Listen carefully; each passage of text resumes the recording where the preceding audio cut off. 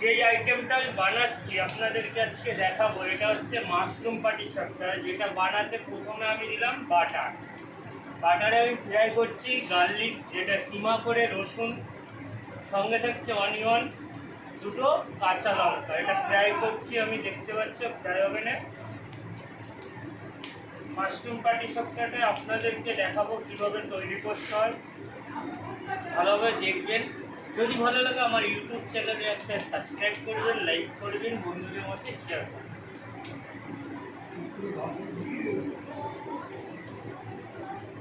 पकड़ पकड़ पकड़ पकड़ मोबाइल को पकड़ এখন চলে আসছে মাশরুম। দেখতে পাচ্ছেন মাশরুমগুলো পুরো স্লাইস কাটিং করা হয়েছে। এটাকে আমরা ভালো সুন্দর করে বাটার ফ্রাই করে নিচ্ছি। মাশরুমটাকে ফ্রাই করতে করতে হালকা ব্রাউন কালার চলে আসবে।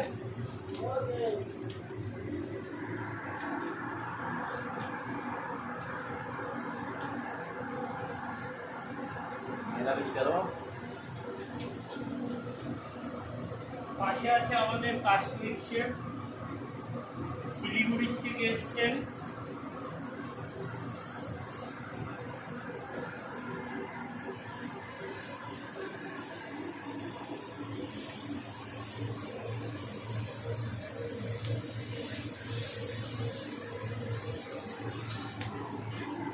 হালকা জল ঢেলে দেওয়া হবে। এবার মাশরুমটা বয়েল করার জন্য জলটা ঢালা হলো।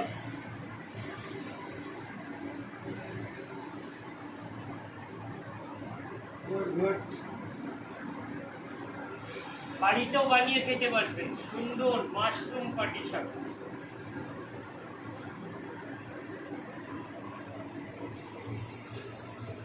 তারপরে যাবে চিজ। এবার চলে আসছে মাশরুমের ভিতরে চিজ। পরিমাণ মতো আপনারা যেমন বানাবেন সেই হিসাবে 50 গ্রাম মতো দিয়ে দেবেন চিজটা। নাড়তে থাকবেন এইভাবে হালকা করে। তারপরে এবার যাচ্ছে ফ্রেশ ক্রিম আমুলের, দেখতে পাচ্ছেন আমুলের ফ্রেশ ক্রিম মেশানো হচ্ছে।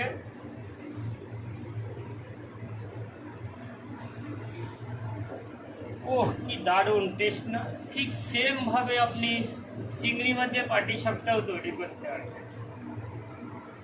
এটা হচ্ছে মাশরুম পাটিসাপটা,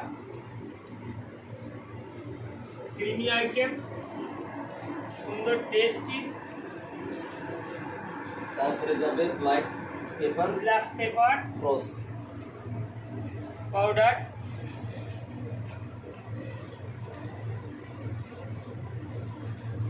পরিমাণ মতো দেবেন 2 থেকে 3 গ্রাম।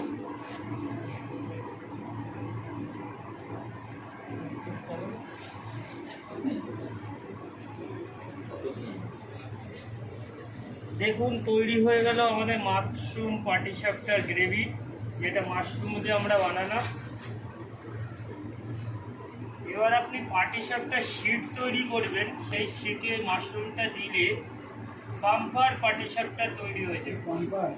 আর ওটাকে ফ্রাই করতে হবে সম্পূর্ণ বাটার ফ্রাই করবে, অয়েল ফ্রাই না, butter fry.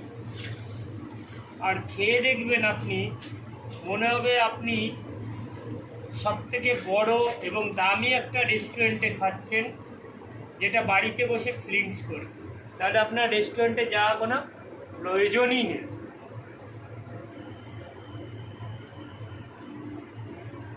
Thank you for watching my channel, friends.